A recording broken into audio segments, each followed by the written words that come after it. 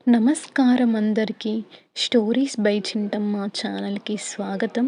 ఇవాళ మనం వినబోయే కథ 'కోతిరాజు మామిడి చెట్టు'. ఒక పచ్చటి అడవిలో ఎన్నో జంతువులు నివసించేవి.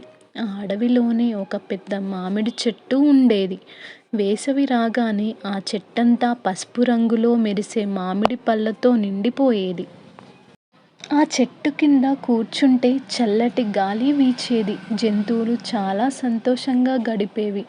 ఆ చెట్టును తన రాజ్యంలా భావించిన ఒక కోతి ఉండేది. అందరూ దానిని కోతిరాజు అని పిలిచేవారు. ఎందుకంటే అది ఎల్లప్పుడూ ఇతర జంతువులకు సహాయం చేసేది. కానీ దానికి ఒక అలవాటు మాత్రం ఉండేది. అది మామిడి పళ్ళు పండితే కోతిరాజే ముందుగా తినేసేది. ఒకరోజు జంతువులు దాహంగా ఆకలితో అల్లాడుతున్నాయి. ఆ సమయంలో మామిడి చెట్టు మీద పళ్ళు బాగా పండాయి. కోతిరాజు చెట్టెక్కి పళ్ళు తినడం మొదలెట్టాడు. అప్పటికి ఒక చిన్న కోతి దగ్గరికి వచ్చి, అన్నయ్య, నాకు కూడా ఒక మామిడి పండు ఇస్తావా అని అడిగింది. మొదట కోతిరాజు ఇలా అనుకున్నాడు, ఇంత కష్టపడి ఎక్కి పళ్ళు తెచ్చుకున్నాను, ఇవన్నీ నేనే తినేస్తే బాగుంటుంది అనుకుంది. కానీ వెంటనే తన మనస్సులో ఇంకో ఆలోచన వచ్చింది.